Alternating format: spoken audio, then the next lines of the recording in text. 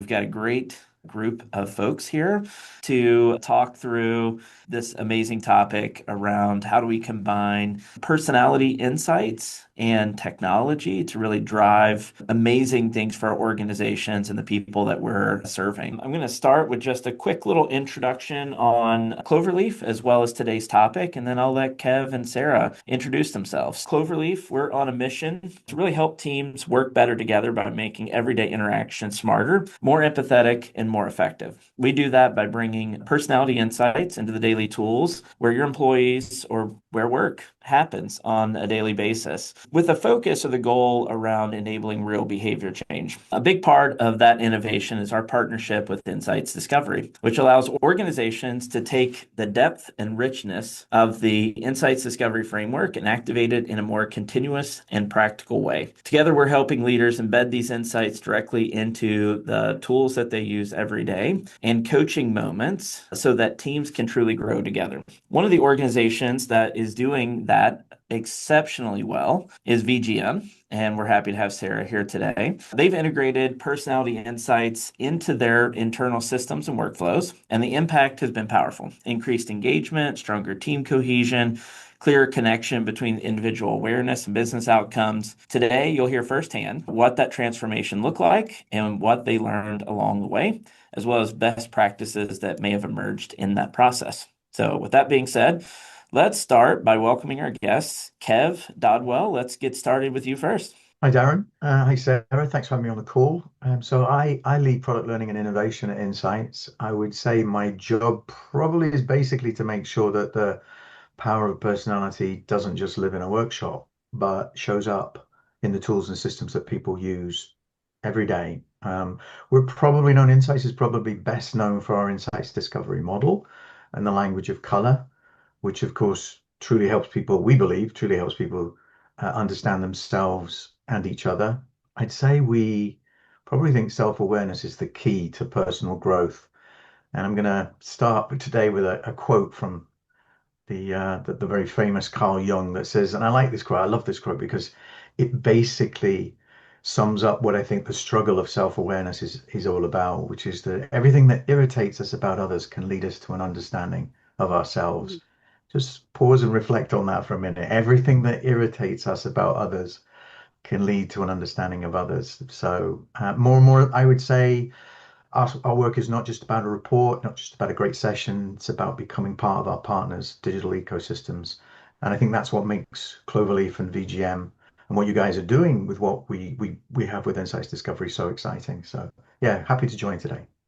That's awesome, Kev. I appreciate it. As a father of three teenage children, I can truly, that quote from Carl Jung just hits me very Right? strongly today. Right. So great intro. Appreciate it. Sarah, let's transition to you. Maybe if you can give a little bit of background, not just on you, but also VGM, that'd be great. Yeah, thank you for inviting me to on this meeting here today. My name is Sara Laures, and I'm coming to you from Midwest, actually in Iowa, where I serve as the Chief People Officer over a privately held company of around 1,600 people, and we're 100% employee owned, which sort of makes us unique. So being an ESOP is a wonderful way to recruit and retain really top talent. I was introduced to Insights Discovery back in 2004, and then I was introduced to Cloverleaf just more recently, probably a year or 2 years ago. So interesting that both of the platforms that I really love and are coming together, and so I'm honored to be asked to be a part of this. But my main job is really overseeing people strategy and cultural and engagement strategies, working very closely with our senior leadership team and our CEO to ensure that we've got a really engaged workforce and we can retain the very top talent that we have and recruit even the top talent all across the nation. That's awesome, Sarah. Appreciate it. And thanks Yeah. again for taking the time today to talk about your experiences at VGM. I'm going to get us started today. First, just with Sarah and your experience with Insights. So I know that you've been using Insights Discovery for quite a while, Hmm. maybe even one of the longest histories within the Insights Discovery realm. So I think it might be good if we could just start from your perspective. What do you think's allowed Insights Discovery to stay so relevant at VGM and Hmm. impactful for what I believe is about 20 years or maybe even more than 20 years, Yeah. especially given all the organizational change you talked about. It's a fast-growing company. You did transfer to an employee-owned model. I'm sure there's been leadership changes over the Mhm. course of that tenure. Like, what do you think has allowed Insights Discovery to maintain such a dominant role and impact inside Mhm. VGM? Yeah, from my perspective, I think it has to do with the establishment of like the common language. So we're very intentional. And the common language, by that I mean like the talking around colors. Colors is a very common language that people identify with and they can associate behavior with. And so we do that at the 90-day mark. When somebody comes into our company after 90 days, they receive an invitation to take the Insights Discovery profile or assessment, and then they're invited to a training. So, no matter what you do at our company, you'll get the opportunity to learn more about yourself and then have the opportunity to learn more about how you maybe show up for others and interact on an average day and also under stress. And we talk about that intentionally. So, I think that having that platform and the common language that's easy to understand is just, it really flows very well into our opportunity to educate and develop people. That's awesome. And I'm sure, I'll kick this over to Kev a little bit. From your perspective, obviously, Sarah talked about language and just kind of how important a common language inside an organization. And I think, especially in the space of culture and people, I'm assuming that's one of the key things that you've seen that has allowed Insights to make an impact for longstanding clients. But what else would you say has been a really powerful aspect of the insights discovery model that's really kind of allowed that to be a dominant force for such a long time? Great question. Yeah, that's not uncommon. We hear that all the time, Sarah. It's that sticky language, isn't it? It's the ability that give people a way to in a non-threatening way to talk about something that maybe it's been bugging them, or possibly for the first time, it's the first time they've really understood why is it I don't get on with you, or why is it I Hmm. do get on with you? It feels very memorable. It feels very human.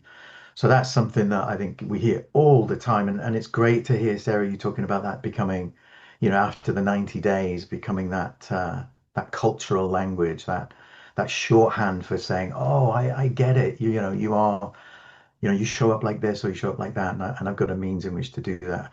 I think the second thing, though, Dan, that I build on that would probably be, under that simplicity is depth, right? So, because if it were just simple, if it were just easy, if it didn't have any substantive quality underneath it, then I don't think it would last as long. It would be probably like a few other unmentionables who we love in the marketplace, who are similar to us in some ways.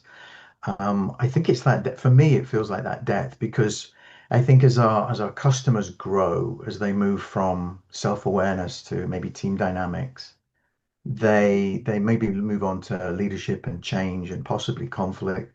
Sarah, you talked about some of that stuff about, how you intentionally show up we say sometimes on a good day or on a bad day when you're under stress. So Hmm. I think the fact that the model is robust enough to get challenges that are a bit more complex and it's not a gimmick, that gets grown out of. I think that's really useful. And I think the third thing, if I may add one, is we've stopped expecting the learning to live only in the workshop. So of course, that's often it's a very common place for the journey to begin for people. But I think through digital partners like yourself, Darren, and the APIs, some of those more teachable moments now can show up in the tools for which, has got us excited about working with you. And I'm sure that's one of the reasons that Sarah's trying to extend that learning experience beyond just simply that 90-day workshop or whatever that might be. Yeah, no, that's great. And I do think, obviously, the learning industry as a whole, right, the profession, is being impacted by really kind of that like third piece that you talked about, right? I mean, obviously, the two-sided coin of simplicity with the depth of the product.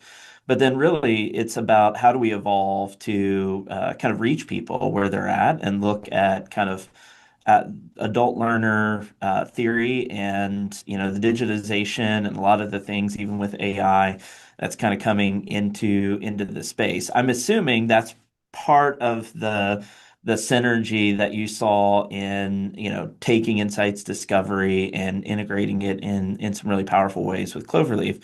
But what sparked your interest to explore that partnership at a greater level? Yeah, it's good. I mean, fun fact, we used to use the word simplexity. We were at a conference once, and there was a lady who had a like a hearing device, and people were talking about the complexity and the depth as well as the simplicity, and she genuinely thought she heard the word simplexity, and everyone's like, no, that's not what was said. But we were like, but we love it. That's a great word. So often you'll hear us talking about simplexity. Look, Darren, I think for us, the synergy is that you guys were already doing something that we care deeply about, which is getting meaningful coaching into the flow of work, where you're putting coaching in front of people in the tools that actually they use every day rather than just ask them to go somewhere else to learn. And that absolutely lined up perfectly with what we wanted to do with Discovery Next. After the brilliant event, how can we support people quietly in their everyday? But I think also we have complementary strengths, don't we? We have a personality model with a language, which lots of organizations like Sarah's. By the way, Sarah, I definitely want to work for an employee-owned business. That sounds fun. That sounds cool. It Um, is. but I think those organizations trust us and use us at scale. And what you have, what Cloverleaf brings, is this really smart digital engine that reaches across thousands of teams. And you put those two together, and we're not reinventing the wheel, are we? But we are multiplying the impact of a wheel that's already rolling, I would say. That's awesome. We've had a couple of questions come in, and I think this could be a really great Hmm. spot to ask at least one of those, and we can double back on the other. But one of the questions came in from Helen, and she asked about the workshop that you mentioned, Sarah, and following kind of the insights assessment. Are there any other follow-up application process? So one, what does the workshop entail? And then two, are there follow-up application processes to help employees make sense of their results and integrate that in their work? And part of the reason why I think this is a good space to ask that question is just because I think it is a really great place to potentially highlight the power of bringing that insights discovery model and the language of that into kind of what Cloverleaf can do with the post workshop piece. So maybe if you can talk a little bit about what that looks like, I think that could be a great way to look at that from the practitioner's perspective. Yeah, great question. Thank you, Helen. We actually have invested in certifying four of our employees to be actually discovery practitioners. And so they are fully equipped to lead workshops. And I don't know that you have to be a practitioner necessarily or certified to do that, but they deeply understand the insights discovery results. And so we take them through a workshop that involves a deep dive into their own results, but also collaborating with the people, their peers in the workshop to sort of go through even like role playing and conflict management and how do you work through a situation or what's your general tendency on a good day or versus a bad day. So there's a lot of scenarios that we work through. And also they leave with quite literally the physical color blocks, right? They look like Legos. I don't know if that's something that Insights Discovery sells, Kevin, but Yeah. Yeah. okay, so everyone has those. And in fact, people have even taken a black Sharpie and put their percentages on each of their blocks. And so when you go into a workspace, you see everybody's colors. And so before you even engage on a personal level, you can sort of level set and be like, oh, I see that blue block at the top, or I Yeah. see that red block at the top. I'm going to be be brief, be gone, if that's my intention. But equipping people with the tools of like, hey, when you see this and you behave or you're interacting with somebody who maybe predominantly leaves with red or with blue, here's just some insights to how to get the best interaction around that.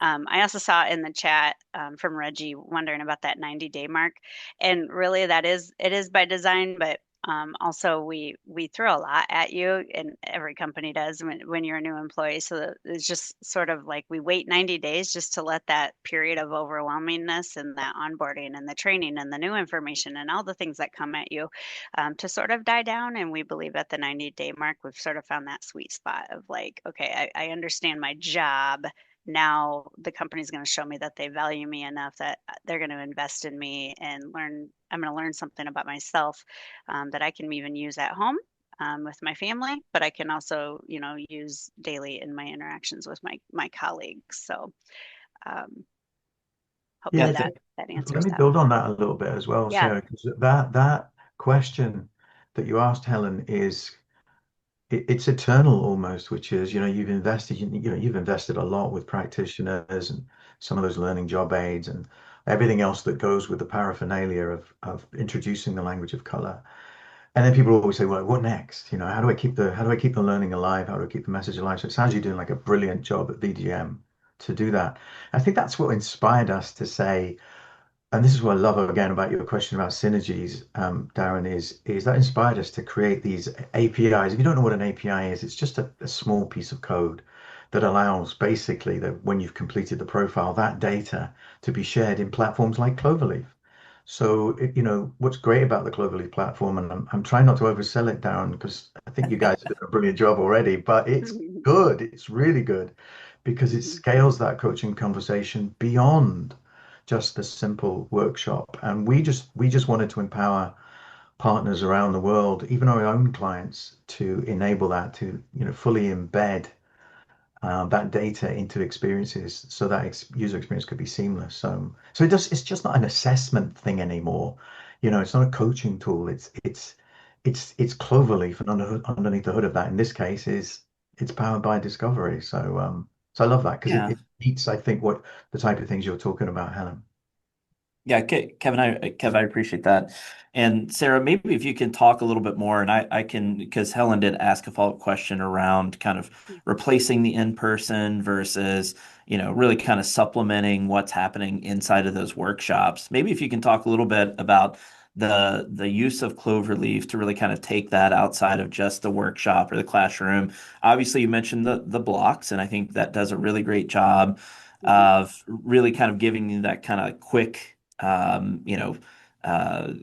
look at, hey, this is likely some things, but oftentimes, again, the depth on that might be missing, especially over time as you kind of get further away from a workshop or further away from a debrief. So, what are some of the ways that VGM has incorporated Cloverleaf to really kind of help bring that to life? Well, I think the integration with Microsoft Teams has been pivotal and instrumental to just have that be a repetitive thing that shows up every day. I get my coaching tips for the day at 7:30 in the morning every single day. One about myself, a self tip, and one about a colleague that I'm probably going to interact with for the day because it looks at my calendar. So it really does help me prepare to have a better day and to have some insight. And it sort of, I think it's meaningful because it helps remove that preconceived notion or a bias that might creep in prior to a meeting or some interaction with a colleague or a peer. So I think it's been instrumental to have that it integrates with Teams. And also we've got a team that is a Google team, and so I know it integrates with help me out with what is the Yeah, word? Google Google. Workplace. Yeah, Oh, Google Google. Yeah. Workplace. That's been huge as well. So just having that technology piece has been pivotal, I think, and why the user adoption is so high. Yeah, no, I appreciate that. And I do think your point about Google versus Microsoft or Slack versus Hmm. Teams, right? Hmm. What we find is a lot of organizations, like yours, Sarah, have multiple platforms that they're operating in. And so, we've tried to build, tools that easily integrate with, a host of different platforms so that you can really kind of navigate across technical differences to still really be able to provide that coaching in a really powerful way. And, back to Helen's question, one of the things that she asked about is really, does it replace that in-person workshop? And I don't think anything that we're talking about is replacement. And I think it's really more about how do we layer interventions, how do we layer learning approaches to really help people not just know themselves and know others in a really powerful way, but really impact kind of how they're approaching a meeting or a conversation because our integration isn't just with Teams, it also supports calendar, right? Hmm. So getting Yeah. those little insights before people walk into a meeting or you also mentioned role play, Sarah, and that's a really powerful feature that we're rolling out here this month to Mm. really allow you. So even outside of the workshop, and I think it's great that you're doing it in the workshop, but sometimes, a month, 2 months down the road, that manager, may have forgotten some of those concepts. They may not, that may not necessarily be something that is just natural to think about role playing a conversation before Right. they deliver hard feedback. And so part of what we want to do is incorporate a role play capability as well that incorporates those insights, discovery, the language of colors into that. And so we're going to see even more of those features and capabilities coming here in the next month or two. So at least wanted to highlight the fact that it's not replacement. And hopefully, Sarah, that's your experience at VGM, that it's not about replacing in person or it's not about replacing people in that process, but it's more about how do you leverage the digital tools and techniques to supplement and add to. Is that your Definitely. experience as well, That's it. Sarah? I would say that's very much my experience. And also I would just add on that after COVID, having a more remote workplace has presented challenges and opportunities. But with that and the technology of having people join us remotely, and getting to know people on that human level, I think the insights discovery allows for that.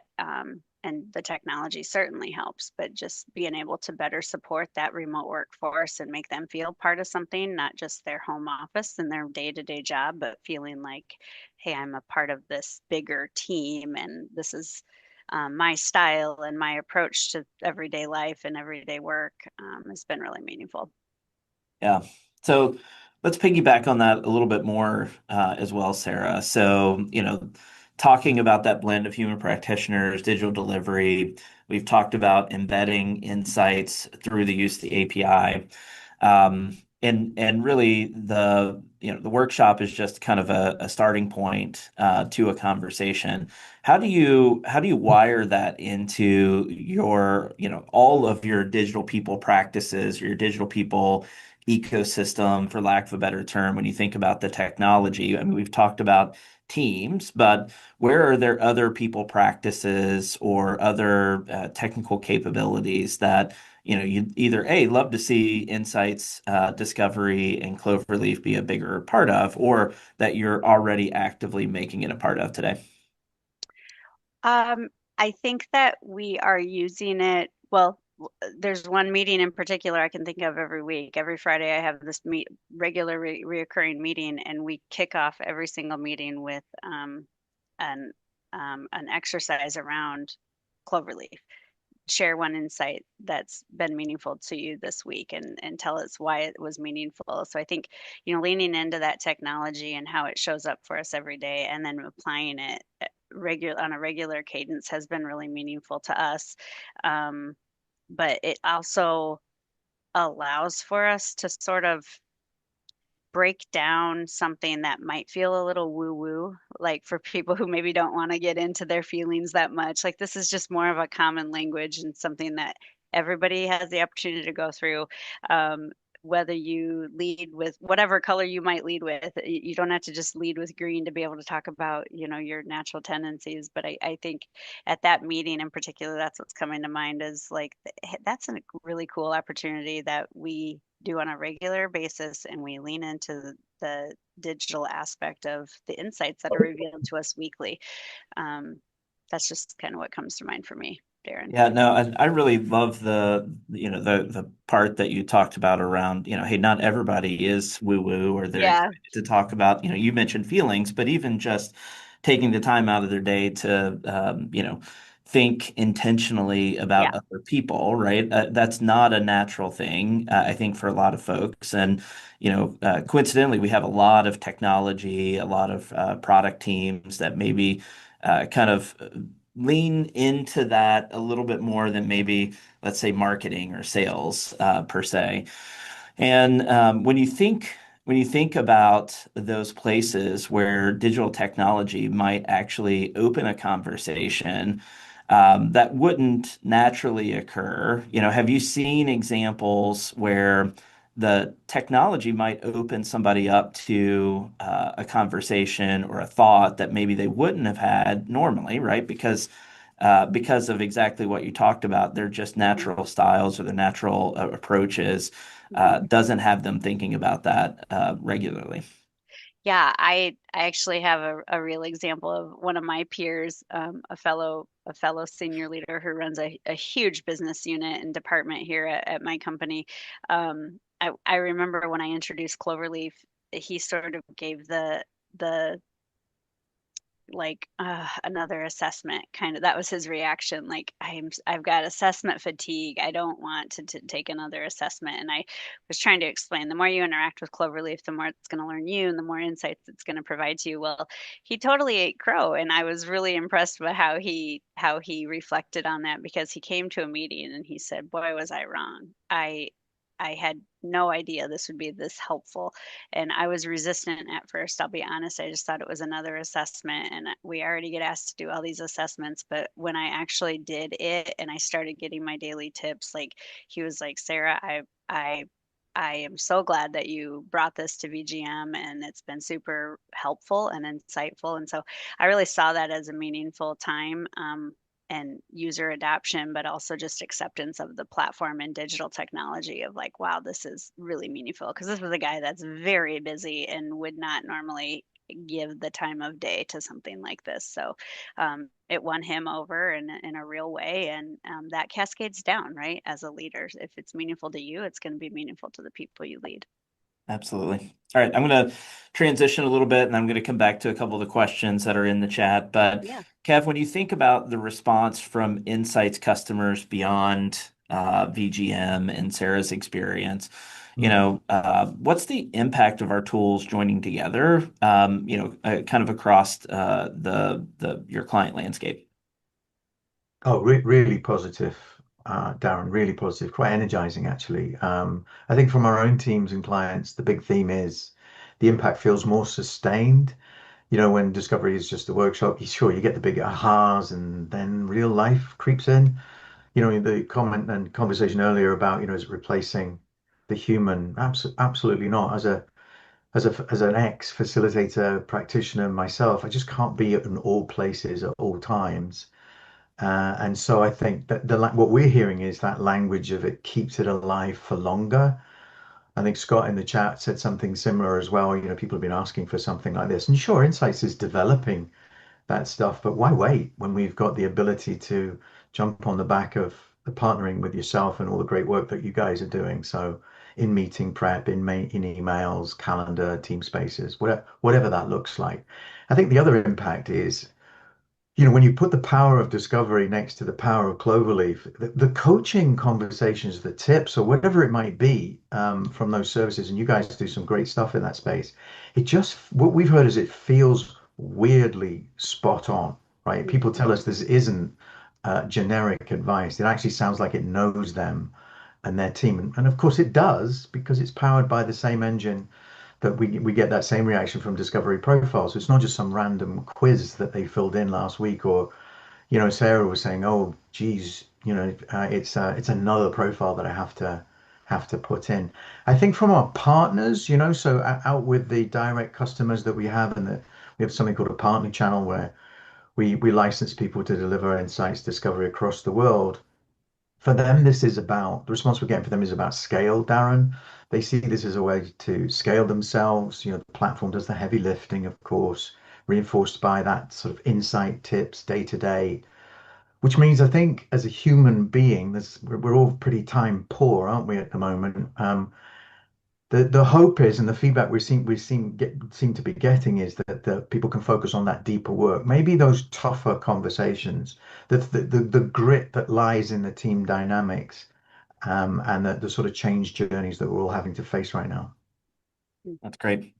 I'm going to go to a question that Stephen asked in the chat, and Sarah, if you can't see that, I'm just going to read it out for Okay. those that maybe watch the recording later. But is there an expectation on your people managers to help individuals have an ongoing journey and conversation with the insights profile? And if so, how much training or support do your people managers get to help them facilitate this day to day with their teams? And then what does that look like? Great question, Stephen. Great question. Yeah. Very good. We are intentional with keeping it ongoing and part of our common language. You don't just hear about it at that 90-day mark as a new employee. So we have something where it's called a monthly, like a leadership training over lunch hour. So once a month, you have the opportunity to dive in and actually join a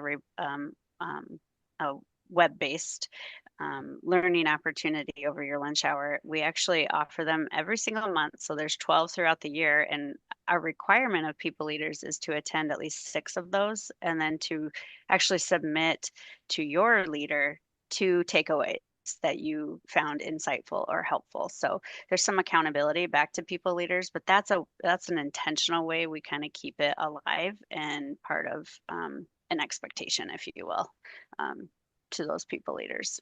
Keep it That's as an awesome. ongoing journey. Yeah, that's great. And Kev, I'll ask a follow-up on that. I mean, what else have you seen from your other clients, in addition to maybe some of the examples that Sarah gave that might also be helpful for Stephen or others on the call today, to really kind of keep that ongoing conversation alive? Well, I think when you think about the content that's rich in discovery, if that's the assessment that you're using on the Cloverleaf platform, often what people do is it's a bit like a I don't know what that would be in the States, like a is it Six Flags, Nine Flags? There's a number of flags that people that go to one of Six these Flags. Yeah. like theme parks. And when you go through the door, what tends to happen is you go for the big rides, the big dippers or whatever it might be, the very scary rides. Everybody rushes to those and you stand in a queue for hours and you get some fun out of it, right? But there's also spaces in those parks where they're a little bit more serene, a little bit more cerebral, maybe more bit more cognitive, reflective. But not many people often go to those. Usually they've gone to them when they've spent too long on the big rides and they need a bit of a break. And I say sometimes with discovery and the content that's in this, a little like that. People often go to the value to the team or the communication do's and don'ts, or even the management chapter, some of that content that's in there. But there's some deep, rich content in there that is pulled out from the algorithms that you guys select from, such as the blind spots page, which is very uncommonly used, I would say, or the ideal environment. Of course, the environment these days is not a physical thing necessarily, as it's like where do you work most effectively? Or some great questions there around performance improvement, some really challenging questions around how you might show up, and were you aware of that? So I think keeping the learning alive through the combination of those two things, and for leaders in particular, that could be very useful to understand how to get the most out of those people. How to really, it costs a lot to hire people, so keeping them there through that engagement and that personal development investment in their future. I think that's the bit I would add, Darren. Yeah. I think we've talked a lot about kind of layering engagement around learning. I think that isn't just self-serving, right? For, Kev and Insights or us at Cloverleaf. I think part of the reason why we care so much about that is if there is ongoing engagement around that, right? Like people and the dynamics that we experience on a daily, weekly, monthly basis can change quite dramatically, right? Hmm. And so part of the reason why we're I think emphasizing or having so much of this conversation be focused on that is because how we interact and engage with each other and our ability to really kind of adapt our behaviors to support that is really powerful in terms of our ability to, either as a manager or leader, be effective, or as, a member of a project team to really Totally. kind of navigate some of those challenges. And, Sarah, I'll ask this question to you. What have you learned at VGM about really driving that learning engagement over time? And, obviously we've talked about some of the strategies and just in terms of like how Cloverleaf helps support that, but also even things like the physical blocks as a way to kind of remind people. But what advice would you give other HR people leaders who want that same kind of sustained engagement and ultimately beyond the sustained engagement, like behavior change and higher Yeah. performance and better skilling, right? So like what are you seeing there and what kind of advice can you offer those on the call today? Yeah, great question. I think it's all about intentionality. You have to carve out some time and space for learning. Whether you hire somebody that works in the L&D space and offers, creates curriculum or uses insight curriculum that's already, established, you have to be intentional with that because learning isn't just going to happen. But creating the spaces for the learning to happen is really, I think, my biggest recommendation. There's a lot of key things you can do. I know internally we tell people how to set up their Outlook signatures, and part of that is the opportunity to include your colors under your signature, so that when you're interacting with colleagues, you immediately see, oh, they lead with red or whatever it is. We have an L&D wall within our headquarters that people can walk by and sort of interact with and sort of just get an added nugget of insight. But it's with detention in intention and by design that the learning takes place, and we make it sort of on demand. Like whenever you want a little nugget, like it's easy to consume. So that's my recommendation is to like foster an environment where that with intention, where the learning can happen on demand and with purpose. Yeah. I think part of that too, right? So we're saying that awareness, these opportunities to practice this, these reminders or nudges about these differences and kind of how we navigate that is for, individuals' sustained growth and development. But when you look at that, I think you said VGM's about 1,600 employees.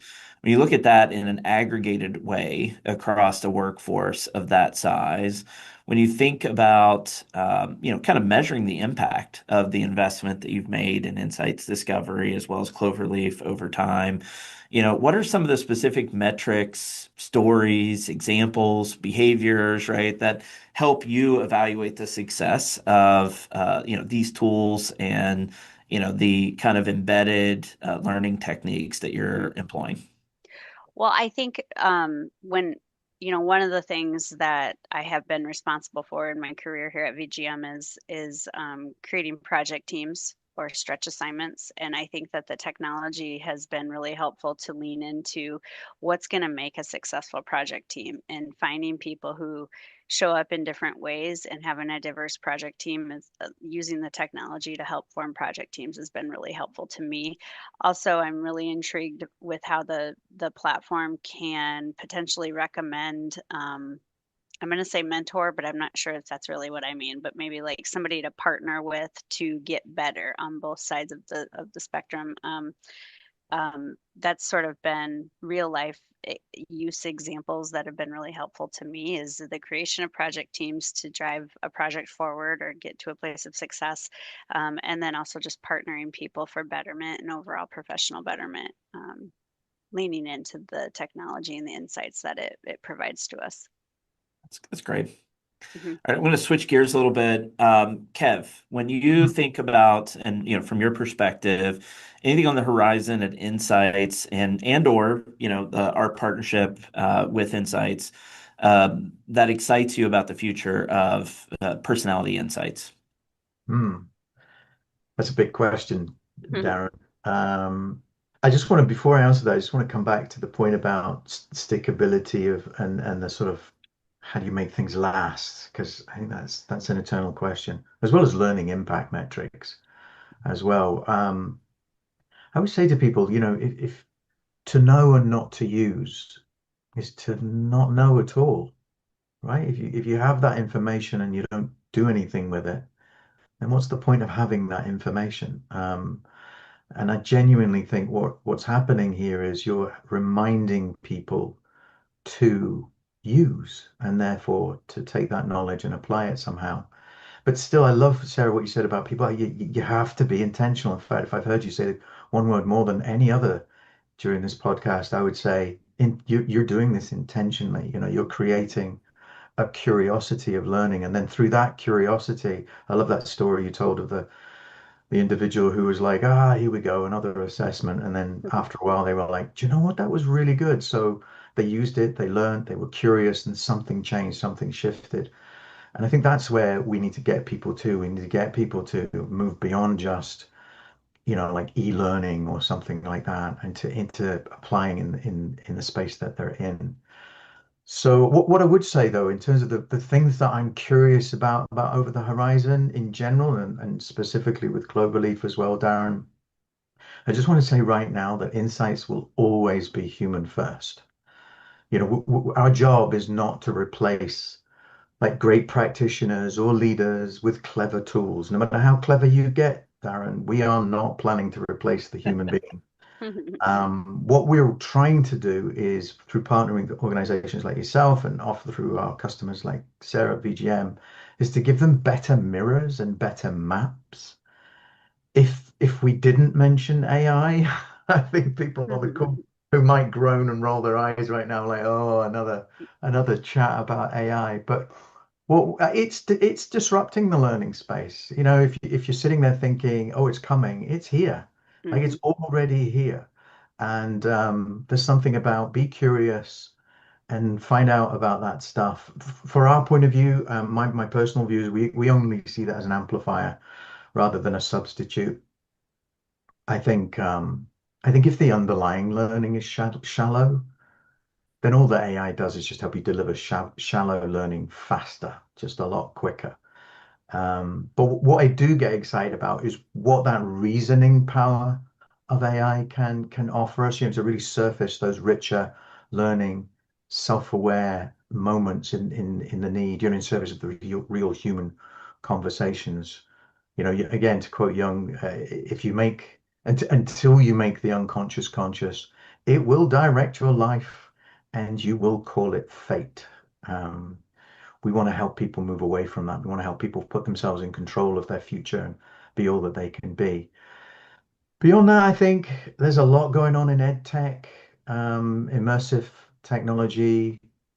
We've dabbled ourselves at Insights with VR, and that scenario based playing out, using AI to act as a third party, as a foil to your persona and get you to practice stuff so it doesn't feel quite so intimidating.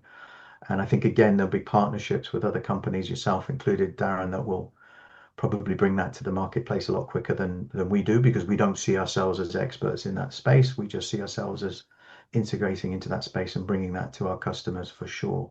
But I think that overall, I would say the biggest thing is personalization of learning. If I can be so bold, I would probably add, maybe controversially, I think we need to think harder about where learning lives. I think conventionally, most learning is trapped behind the corporate firewall inside an LMS or an LXP. We have them, by the way. In fact, we just invested in a new one, and they are useful. They are useful for compliance and all the rest of it, but not always great for where real behavioral change happens. If I think about where my kids, mine are a bit older than yours, Darren, but where my kids learn, it's TikTok, it's Instagram, it's YouTube, it's anywhere but a firewalled LLM or a LMS, learning management system.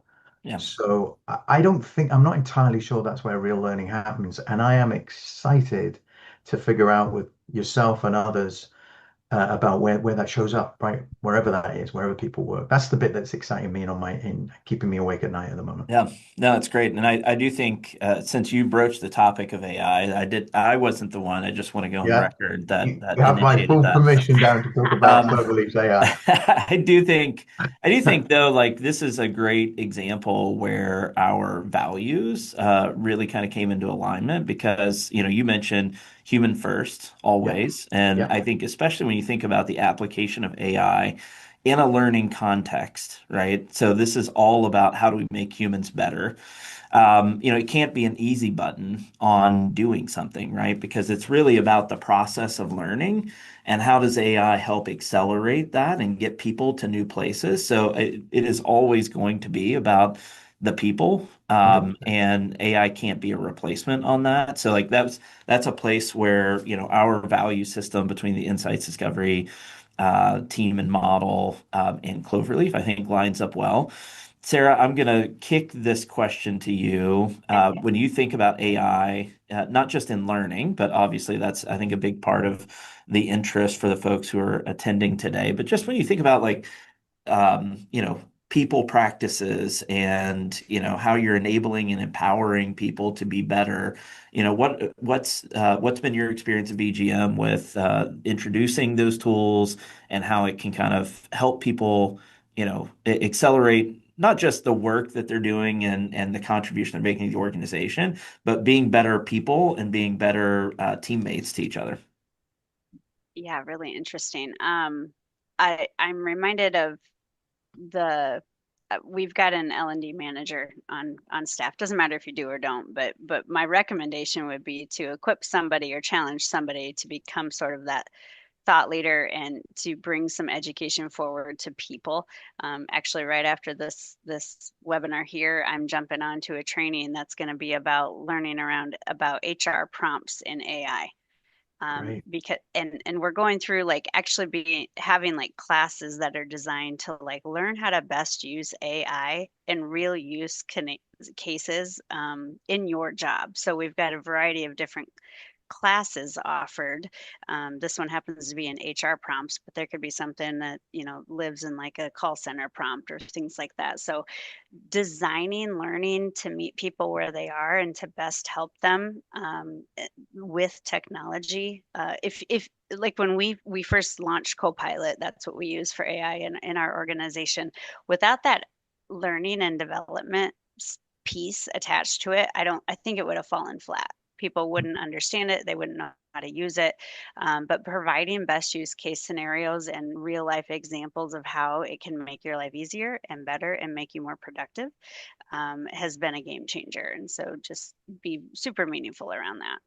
Yeah, and I'm gonna put another little plug in for Cloverleaf on that front Mm-hmm. because, I think one of the criticisms that AI has gotten, I think especially for people who have really found the power of AI, whether that's ChatGPT or Copilot or, Mm-hmm. whichever tool you're using, is that it starts to, for those who are heavy users, they start to actually check their brain, right? For Mm-hmm. even just kind of common tasks or even higher level strategy. And I think oftentimes, one of the biggest challenges with AI, whether you're just getting started or even, maybe you're a more experienced power user, is like, are you asking the right questions, right? You Right. use the term prompt. And I think one of the things that we've done really, really well, and I don't know that people have really fully experienced the power of it, is really kind of prompting people with the right questions to ask. Right? Taking all of this data, understanding, who the person is, and then really recommending, we call them smart prompts inside the application, or, that gets pushed into Microsoft Teams to say, hey, these are questions that you should be curious about. And I think that's one of the things that, I think as the technology evolves, and when I say the technology, I mean more broadly AI, how can we help people be more curious? Because at the end of the day, if we're just going for answers all the time, it actually makes us less curious and Mm-hmm. probably less creative and less, thoughtful. Mm-hmm. Um, But a big part of what we are attempting to do is help people with those initial questions to say, hey, these are things that you should be curious about. So hopefully we're I a love part that. of that workshop this afternoon. But if not, there's plenty of great tools out there. And I think offering suggestions and recommendations on specific prompts that people can engage with is amazing.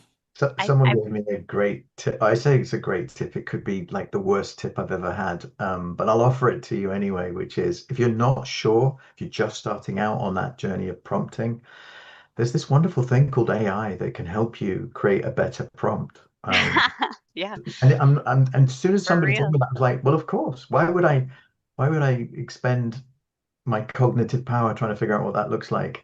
So maybe that's a cheat for you this afternoon, Sarah, as you head into that session. Just There you go. ask the AI to help you get a better prompt. I will say that I have a bit of a caution that I share with my team is like AI is a great tool, but don't let it replace your brain. No, no, Don't no. use it as a crutch. Because it can hallucinate, right? It It really hallucinates can, and it can, dreadfully. right, and it almost could de-skill you. Mm. So be careful when you interact with AI and don't let it think for you.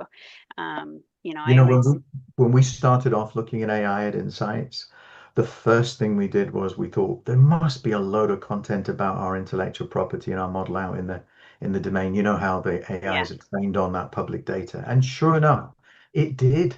But what we then started to find was that it sort of made up stories about it what was out does. there. So You have so to be then we very had to careful. we had to go in and help it understand exactly what the model was. And Oh, how so that's a good interesting. learn, I think, as well. Yeah, that's very interesting. Yeah, Ollie has a question here too, just about how we are blending AI and personality data. And I think one of the great ways that we've done this is integrating with tools like Workday to come alongside of well places where people are providing feedback, right? And I think that was a question that Reggie asked earlier about feedback in general. One, you can do that through our tool now, which we've released just in the last week, where you can request feedback and give feedback. But even if you're using feedback in a tool like Workday or other kind of core HR systems, layering that over, and I think this is really where kind of leveraging the power of the API from insights discovery and then layering in the AI intelligence into those tools, you can actually help coach managers at the point in time where they're giving written feedback. It may not necessarily always be able to be in the room with people when they're giving that feedback directly, but what we can do is be in those spaces where people are providing written feedback to each other and really kind of helping coach them to say like, hey, this is how you're likely to provide this feedback to this person, but this is how this person actually wants the feedback. And so, type in, few sentences and, we're going to walk you through how to make that feedback better and how it can land and prompt you with questions to really kind of support a better experience because consistently, and it doesn't matter which organization that we're serving or that we're talking to, universally people say we want our managers to provide better feedback, right? And part of better feedback is it's really two parts. One is more frequent, right? And then the other piece of that is it needs to be higher quality. It can't be superficial. It can't be. So maybe we got 3 minutes left. Sarah, if you want to talk about kind of the role of feedback and how personality insights can really help improve that feedback piece. Is that a challenge that you're seeing at VGM? And how has Yeah. either Cloverleaf slash personality insights really helped improve that?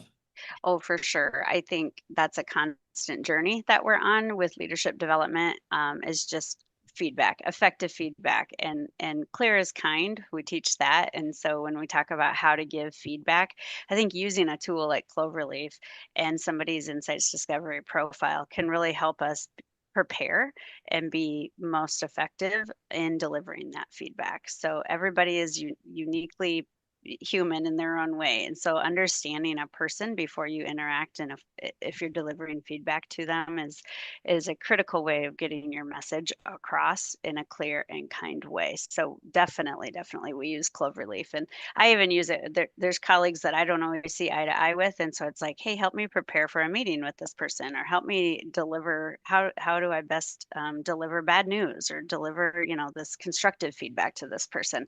Super insightful, and I hear it all across our workplace. People use it in that way. That's awesome. Yeah. All right, we're down to our last minute. Let me give a couple of quick closing thoughts and just logistics. First, I just want to thank Kev and Sarah for joining us today. Love your insights, love the experience, decades at this point. I know we're all measuring time by decades and our careers by decades, which is a crazy thought. And thanks for sharing those with us today. That's awesome. And then thanks for your time for being here today. Look forward to seeing you at a future Cloverleaf or Insights Discovery webinar in the future. And again, thanks, Sarah. Thanks, Kev, for your time today. You bet. Pleasure. Thank you. Have a good day.